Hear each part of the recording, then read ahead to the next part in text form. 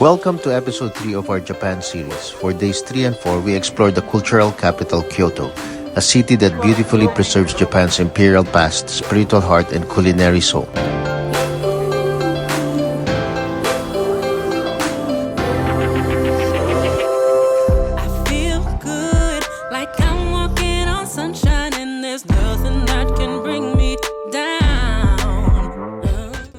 In the last episode, we left Nagoya behind and journeyed into the Japanese Alps to discover the magical UNESCO World Thatch Roof Village of Shirakawa-go. If you haven't seen that one yet, make sure to check it out.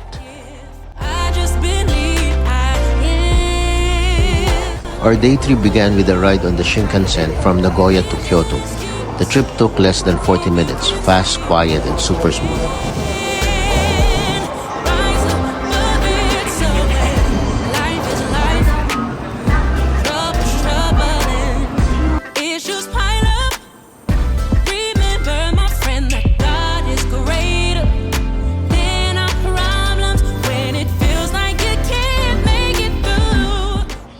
Kyoto Station is massive and modern, a contrast to the ancient city it serves.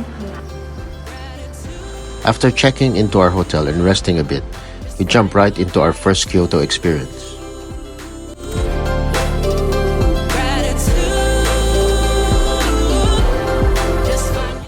We began our Kyoto adventure at one of its most iconic and spiritual sites, Fushimi Inari Taisha, known for its thousands of red torii gates.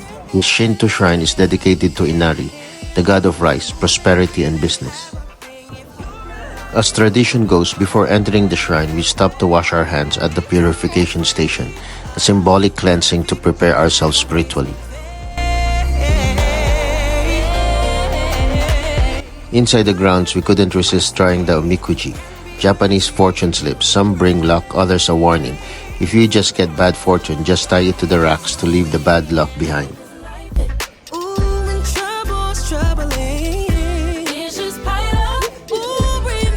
Of course, the highlight here is walking through the thousands of torii gates that wind up Mount Inari. Each one was donated by individuals or businesses in hopes of receiving good fortune. The effect is almost hypnotic, vibrant red gates stretching endlessly ahead. Though the full hike to the summit takes about 2 to 3 hours, we chose to explore the lower trails.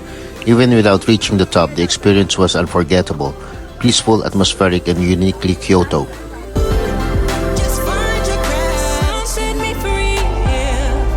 Just outside the shrine are rows of street food stalls. We had some takoyaki, crispy outside, gooey inside, and juicy wagyu beef skewers. It was the perfect way to end our third day.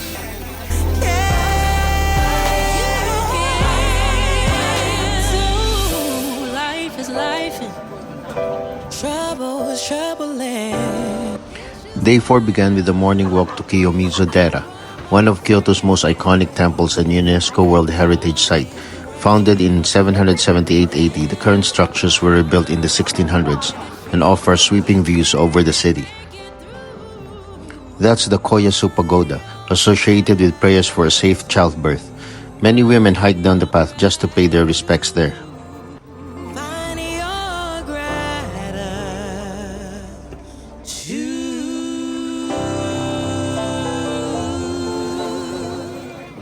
You'll need a ticket to enter the main hall. The highlight is the wooden stage supported by hundreds of pillars built without a single nail, offering one of the best panoramic views of Kyoto. The heart of Kiyomizu-dera is the main hall or hondo, which houses the temple's most sacred object, a statue of Kannon, the 11-faced goddess of mercy. While the statue is hidden from public views, pilgrims and visitors come to offer prayers, light incense, and bow in reverence. The interior of Hondo is dimly lit, creating a serene and spiritual atmosphere. You'll often hear the gentle clinking of coins as visitors make offerings, followed by the soft rustle of hands coming together in prayer. And then there's the temple's most iconic feature, the massive wooden stage that extends out from the main hall, offering sweeping views over the hillside and city of Kyoto. Just below the main hall is one of Kiyomizu-dera's most beloved features, Otowa no Taki, the temple's sacred waterfall. The name Kiyomizu actually means pure water, and it comes from this very stream that flows through the temple grounds. The waterfall is divided into 3 separate streams and each believed to grant a different blessing: long life, success in school, and luck in love. But here's the catch. Tradition says you should only drink from one stream. Drinking from all 3 is considered greedy.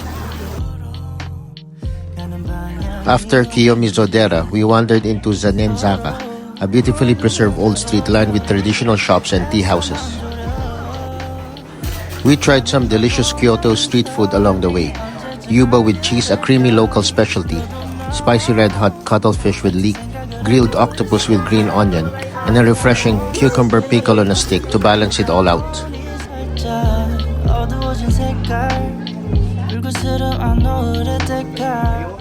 Not far from Sannenzaka, we arrive at one of Kyoto's most iconic sites, the Yasaka Pagoda or Hokanji Temple. Standing gracefully in the Arashiyama district, this 5-story pagoda is a favorite backdrop for photos and a symbol of old Kyoto.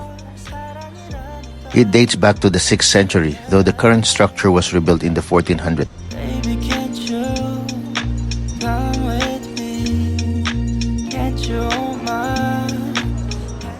Next, we made our way to Nishiki Market, also known as Kyoto's Kitchen. This lively marketplace has been around for centuries and is the go-to spot for local flavored snacks and seasonal specialties. We wandered around through rows of food stalls selling everything from grilled seafood to pickles, tofu, sweets, and even baby octopus on a stick. It's a sensory overload. The smells, the colors, the sizzling sounds, all packed into a narrow but vibrant space.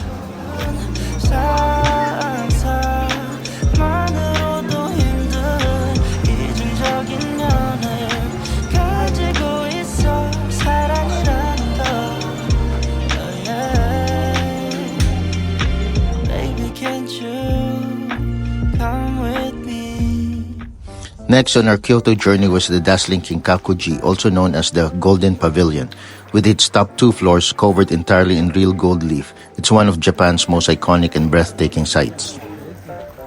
Originally built in the 14th century as a shogun's retreat, Kinkaku-ji later became a Zen Buddhism temple. The harmony of gold water and surrounding greenery makes this one of the most photogenic places in Kyoto.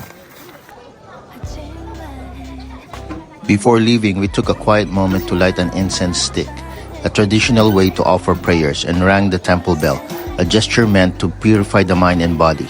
It's a simple, calming ritual that connects you to the spiritual atmosphere of the place.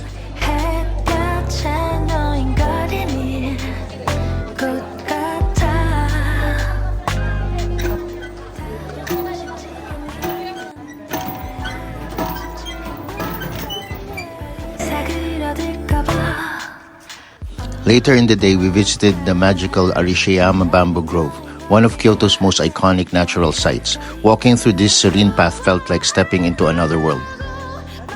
The bamboo stretches high above you, filtering the sunlight and creating this calming green glow. It's incredibly peaceful, and the sound of the wind rustling through the stalks is something you'll never forget.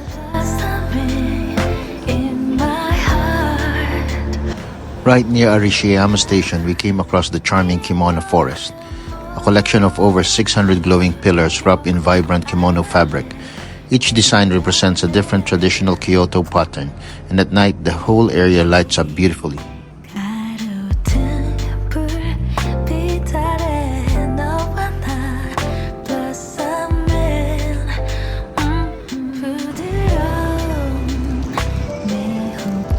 Just a few steps away, we found the Footbath at Arashiyama Station, a hidden gem for tide travelers.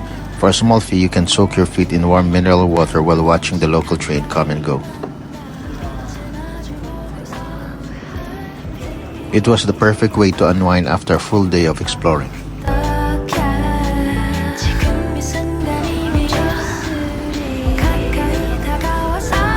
We ended our Kyoto day with a quiet walk through Ninenzaka, the sister slope to Sannenzaka.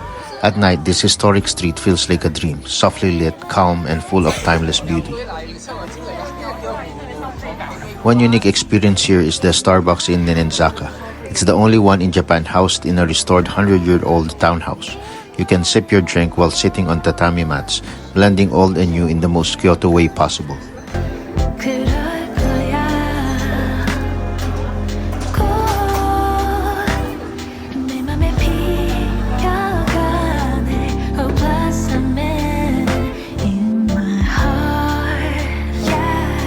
Whether it's day or night, Ninenzaka captures Kyoto's spirit, graceful, thoughtful, and full of quiet charm. And that wraps up our time here in Kyoto, a city where every path leads to history, beauty, and something deeply moving. From sacred shrines to bamboo forests, golden temples to flavorful bites, Kyoto truly touches your soul in the quietest ways.